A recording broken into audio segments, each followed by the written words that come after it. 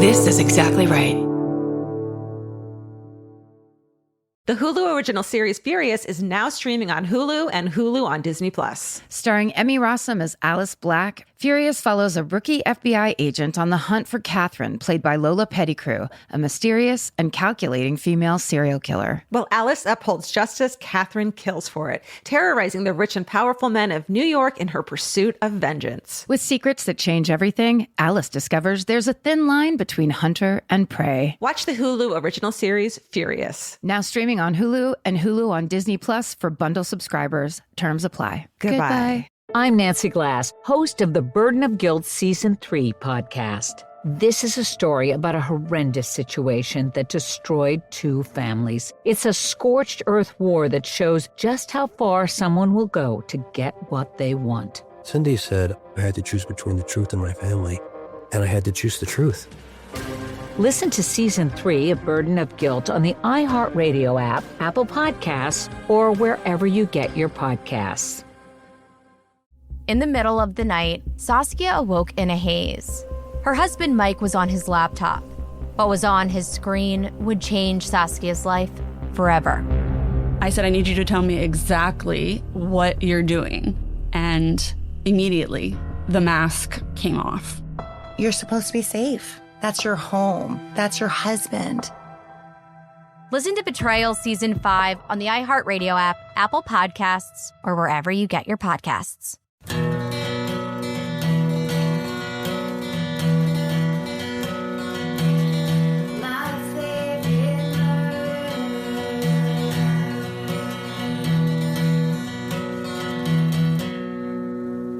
Hello.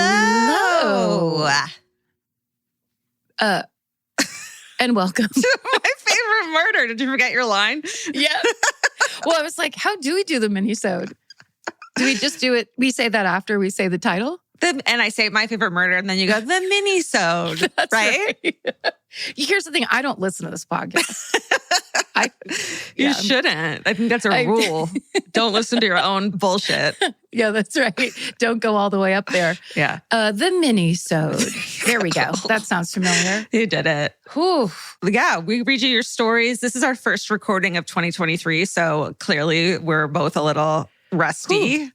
We've been on vacation for it. It really feels like it. I've been vacationing for 2 weeks. Yeah, right? Totally. 10 days? Yeah. 14 days. What day is it? It's the day to get back into recording minisodes. And I'm ready for it. I love it. Let's do it. You want to go first? Sure. The subject line of this email is satisfying sting operation. And it says, hello, fellow humans. It was 2016 and I was a 17-year-old working college student. I volunteered at my church and was the youth ministry leader at the time. I led full weekend retreats and really gave all my free time to my former church. I had just gotten off work, a 3 a.m. to 12 p.m. shift. That's graveyard. That's rough. Oh. And I was walking to my car when I saw my male church leader, who was about 37. I was just about to drive to the church to prep for our meeting, and I did not expect him to show up at my work unannounced. I asked him what he was doing there, and I wondered how he knew when I was working. He offered to drive me to McDonald's to eat before the meeting, but my gut said, hell no. I was young and too nice, so I politely said we can walk there since it's only across the street. He said driving would be easier, but I was insistent and we ended up walking. He offered to pay, and I was so freaked out by the situation that I started to call everyone that was preparing for the meeting to see if they also wanted some free McDonald's. Nice. Let me bribe you to get involved in this problem. To my horror, no one answered. We got the food and walked back where we got into our separate cars. This situation felt so uncomfortable, but when I told people, they seemed to brush it off as a nice gesture since he bought breakfast. I never felt the same around him after that. A little over a year later, in October 2017, he and 9 other men were arrested in a police sting operation for, quote, traveling to meet a minor for lewd or lascivious behavior. Holy shit. I felt very validated. Yeah. After hearing that, and always wondered what his true motive was visiting a 17-year-old alone in her work parking lot. Guess. We can all guess. You knew. Yeah. Your gut knew and your brain knew and you knew. Our church tried to keep everything a secret. Oh, God damn. That has to stop. sitting us down and saying we should pray for him. My mom was the one who did the research to find the details of why he was arrested. A few months later, our elder church leader said, he misses us, and I was disgusted. I told her how I felt, and she said only God can judge. That's not Sadly, true. that's not true at all. Try it. It's fun. It gets me through my day. That's right. I left the church soon afterwards, and now I'm on a spiritual journey, staying away from organized religions since they feel culty to me. I am a longtime listener and a new fan cult member. You two are the only cult leaders I will follow. Thank you. Great, because we'll never show up at your work. We promise. Stay sexy and fuck politeness. V from Long Beach. She, her. Wow. Oh. I was picturing this like in the South or something. I don't know why. That's a stereotype, but Long Beach. We are thinking maybe people who are used to living kind of cultural church-based lives. That's which right. isn't, I mean, I guess Long Beach, is that the OC? No, it's Long Beach. Oh, okay. I know they love their religion down in the OC. Yeah, they sure do. But it's light, L-I-T-E. Wow, that was a good one. Yeah. Trust your gut. Yes, please do. Please listen to yourself always. Okay, this one's called Thank Cocaine with an exclamation mark. Come on with this title. This story has to get picked up. It started. Karen and Georgia and all amazing MFM team members. You asked for it, literally anything at this point, so here we go. I'm a bank manager and I could share all the many stories of fraud, dumb questions, etc. In fact, I did. Maybe one day you'll read that email, but this one is officially better. Okay, I was in the back of the bank doing paperwork, trying to catch up on emails and going to enjoy a cookie when my new hire, Andy, came in with a folded up $20 bill. I was instantly irritated because while it wouldn't seem like money at the bank would be an issue, when we find money, it means a hell of a lot of paperwork for $20 stupid dollars. Sometimes even just a penny. Andy told me a customer had found it and turned it in. He had asked around, but no one claimed it. Being new, he didn't know what to do, so he came back to me. Yeah, I'll handle it, I say as I take it. I go to unfold the bill to see how much there actually is when the tightly folded bill pops open and white dust flies everywhere. It must have been like a little bindle. You know, you can fold them origami style. Yes, and that's put right. cocaine in it. You know how you do that? It's also the dirtiest way to interact with cocaine. It's just like, why not wipe it on the ground and then pick it back up? And Totally. Rub it on a doorknob and then lick it off. Ew. And then it says all over me and the uneaten cookie on my desk. Andy looks like he's about to cry because he thinks he's just accidentally poisoned me or something, but I calmly and firmly tell him to call the police while I call the bank security team to get directions. With the police on their way, Andy and I put the bill and what is left of the white powder in a plastic bag and Google how to safely remove cocaine from your clothes and body. Thankfully, get a coke addict to come and snort it off. Yeah. Thankfully, this was during COVID and wearing masks was required by my employer, so no one inhaled anything. Great. The police showed up and take statements, and I told them, this might surprise you, but I don't have a lot of experience around cocaine and wasn't sure what to do. The officer laughed and said, well, it could be cocaine or it could be meth. I must have looked a little concerned because he followed with, don't worry, if it was meth, you would feel it already. Gee, thanks. They later called and confirmed it was cocaine, and if they needed any more information, they would call me. We cleaned up the remaining cocaine and threw away my cookie. Devastating. But Andy felt so bad that he could have drugged me that he bought me a replacement the next day. Classy. Hope this story was right up your alley. Thanks for all you've done, and do stay sexy and don't unfold mystery money around food. Taylor, she, her. It's very specific. It's so specific. And it's also kind of like that funny thing. You're at a bank and then it's like, did someone drop a $20 bill? It's like, my drugs. Like, oh, I left my drugs at the bank. God. Get it together. Get it together, drug addict. Come on. I'm Nancy Glass, host of the Burden of Guilt Season 3 podcast. This is a story about a horrendous situation that destroyed 2 families. It started more than 7 years ago when Cindy and Kenny were 2 40-somethings who had just gotten engaged. Days later, they walked into a scorched earth war they never saw coming. Turn around and place your hands behind your back. The cops came into my house and threw me in jail. And to Cindy's surprise, her fiancé, Kenny, was charged with abusing one of her children. I never once doubted Kenny, and I always doubted the accusation. On Season 3 of Burden of Guilt, you'll hear a story about the lengths someone will go to in order to get what they want. This case has got to be one of the most despicable. Listen to Season 3 of Burden of Guilt on the iHeartRadio app, Apple Podcasts, or wherever you get your podcasts. My first guest is Paris Hilton, Shakira, Luke, and Yerin. You have surprises? Many surprises. Welcome to the Sweet 305 podcast, where the group chat comes to life. What up? You're the only person I know that loves a yellow Starburst. It's lemonade. Listen to Sweet 305 with Lele Pons. Open your free iHeartRadio app, search Sweet 305, and listen now.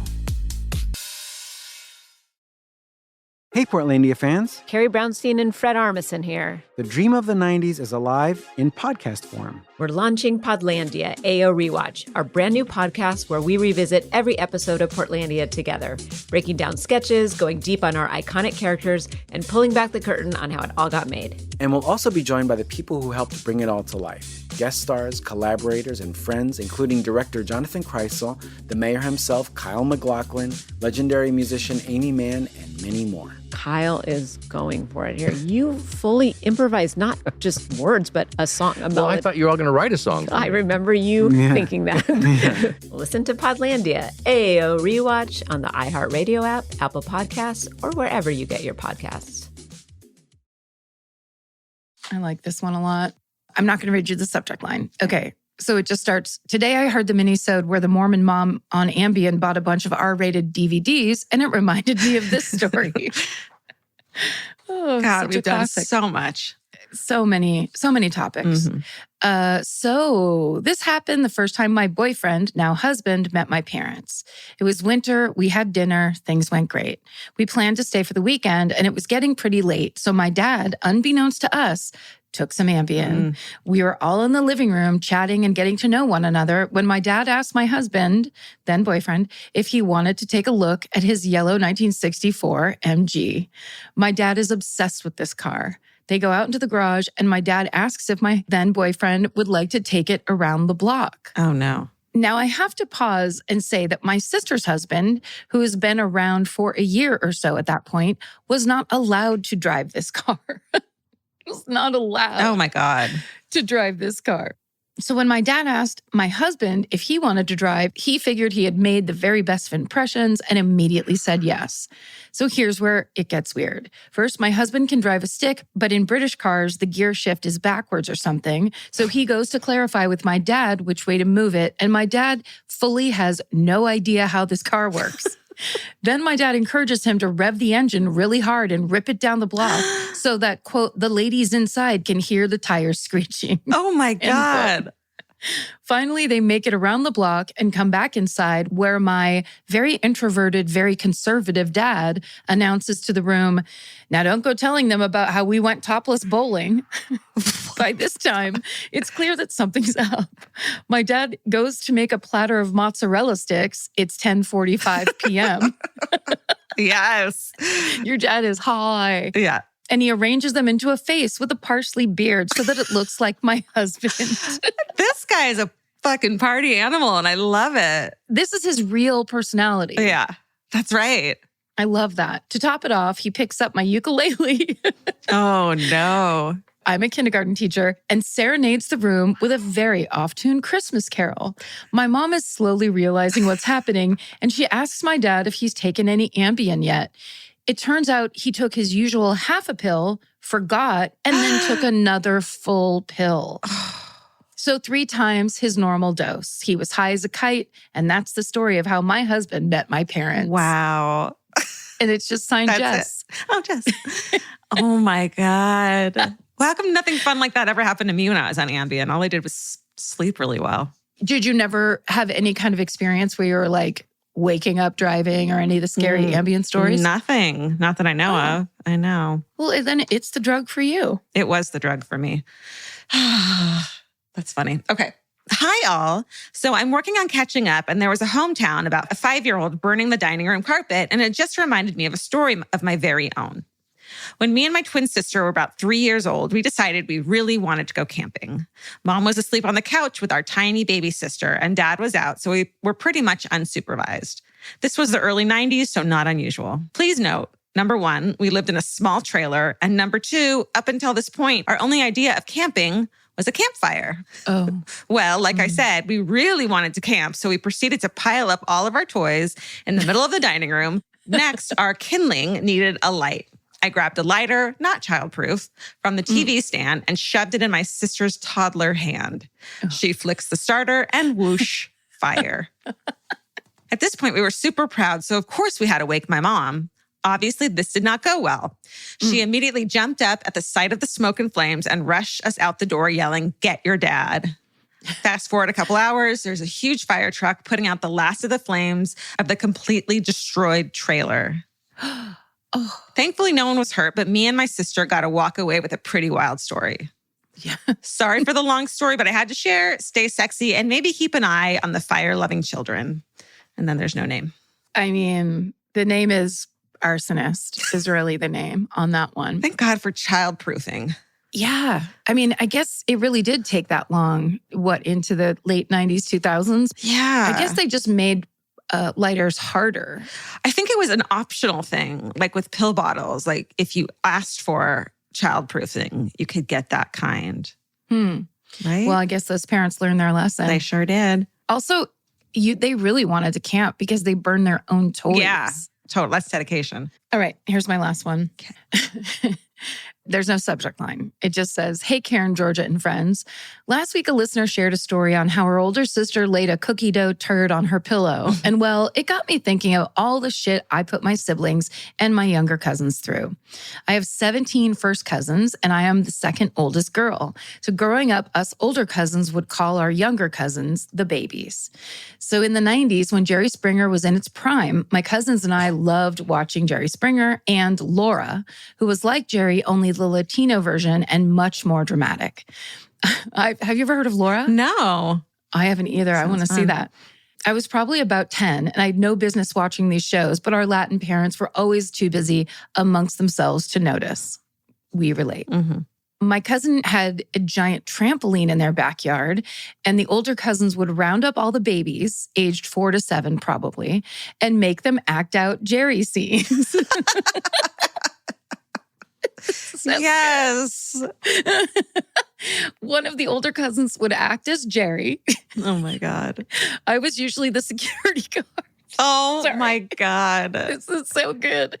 Imagine if you were the neighbor just looking out your window into this backyard, being like those kids. Okay. I was usually the security guard, and we would assign roles to the babies as cast members. My poor little brother would always be the cheating husband, and my 2 little girl cousins would always be the wife and the girlfriend. Oh my God. We'd give them each a storyline and then bring them all on stage, quote unquote, and then in parentheses it says the trampoline, and crack up as they argued and fought as if they were on the real show. Holy shit. I'm not proud of this, and my cousins to this day love to remind us of the evil things we would do to them as kids. My cousins are now my best friends, and I couldn't imagine life without them. I tell them at least it built character and that they have us to thank for being the tough badasses that they are today. Love you guys, stay sexy, and don't forget to check on the kids once in a while. You never know what they could be watching. Nat. That is so delightful. I love it. So classic. Like so classic of like, yeah, you're going to make your own TV show. Yeah. You're going, of course you are. Like this is what is influencing you. So you're going to do it. And you happen to have no supervision. So you watch Jerry Springer and this is what happens next. But the idea that you're making the little kids fight and act these scenes out that is whether you're cousins, siblings, that is the dynamic, that power dynamic of childhood. It's so hilarious. I love it. Love it. I'm Nancy Glass, host of the Burden of Guilt Season 3 podcast. This is a story about a horrendous situation that destroyed 2 families. It started more than 7 years ago when Cindy and Kenny were 2 40-somethings who had just gotten engaged. Days later, they walked into a scorched earth war they never saw coming. Turn around and place your hands behind your back. The cops came into my house and threw me in jail. And to Cindy's surprise, her fiance, Kenny, was charged with abusing one of her children. I never once doubted Kenny, and I always doubted the accusation. On Season 3 of Burden of Guilt, you'll hear a story about the lengths someone will go to in order to get what they want. This case has got to be one of the most despicable. Listen to Season 3 of Burden of Guilt on the iHeartRadio app, Apple Podcasts, or wherever you get your podcasts. In the middle of the night, Saskia awoke in a haze. Her husband Mike was on his laptop. What was on his screen would change Saskia's life forever. I said, I need you to tell me exactly what you're doing. And immediately, the mask came off. You're supposed to be safe. That's your home. That's your husband.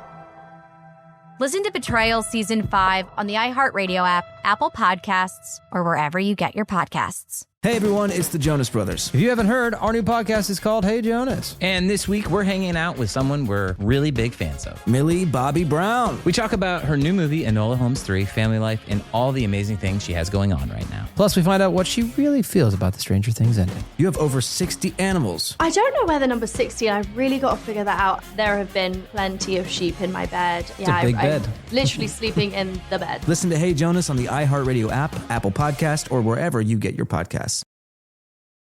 Okay, I'm not going to read you the title of this one, my last one. Okay. It just starts, hey, MFM crew, hello from Canada. I don't know if that was on purpose, but it says Canada. Nice.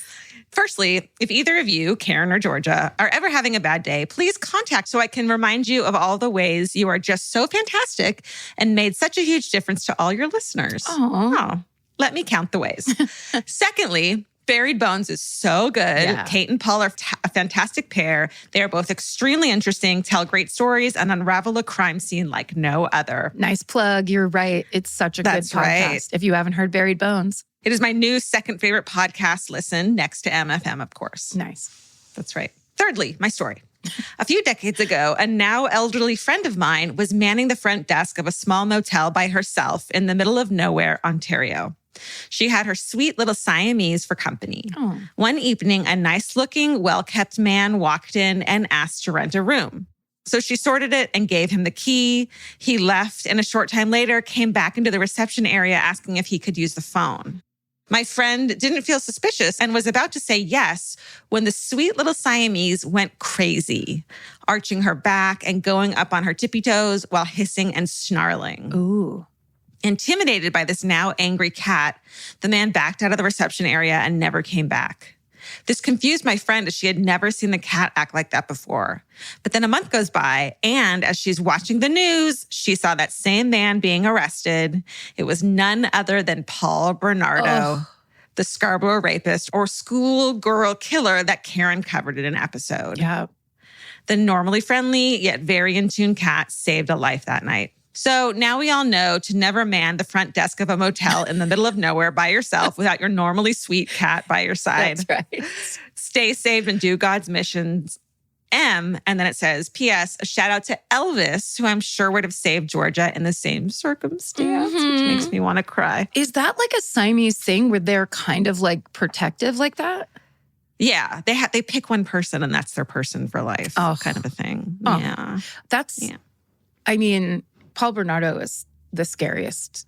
The scariest, because he looked so normal and acted so normal. Yeah, he is the classic shark level predator where it's like, oh, I'm going to blend into your surroundings and be like, oh yeah, I don't get bad vibes from this guy. He's actually kind of cute. Totally. But the very smart animal in the room is seeing it for what it is. Oh, what a story. So great one, M. Thank you so much.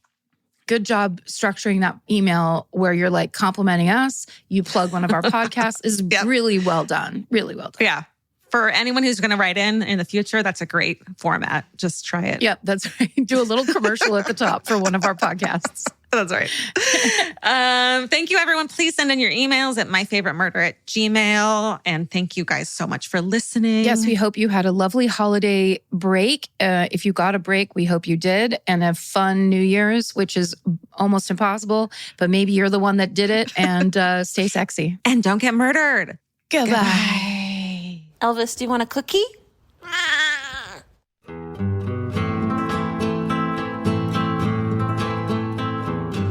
This has been an Exactly Right production. Our senior producer is Hannah Kyle Crichton.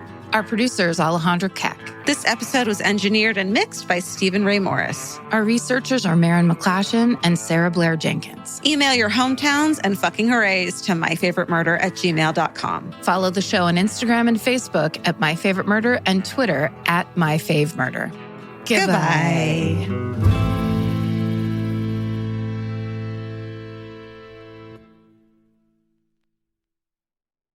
I'm Nancy Glass, host of the Burden of Guilt Season 3 podcast. This is a story about a horrendous situation that destroyed 2 families. It's a scorched earth war that shows just how far someone will go to get what they want. Cindy said I had to choose between the truth and my family, and I had to choose the truth. Listen to Season 3 of Burden of Guilt on the iHeartRadio app, Apple Podcasts, or wherever you get your podcasts.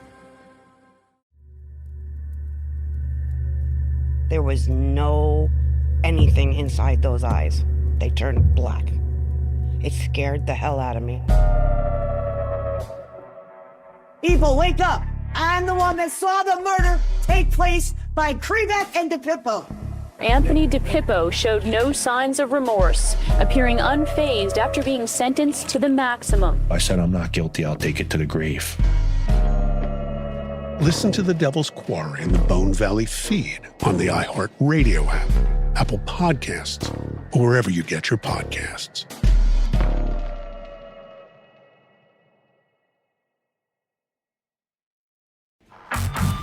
My first guest is Paris Hilton, Shakira, Luke, and Yerin. You have surprises? Many surprises. Welcome to the Sweet 305 podcast, where the group chat comes to life. What up? You're the only person I know that loves a yellow starburst. It's lemonade. Listen to Sweet 305 with Lele Pons. Open your free iHeartRadio app, search Sweet 305, and listen now.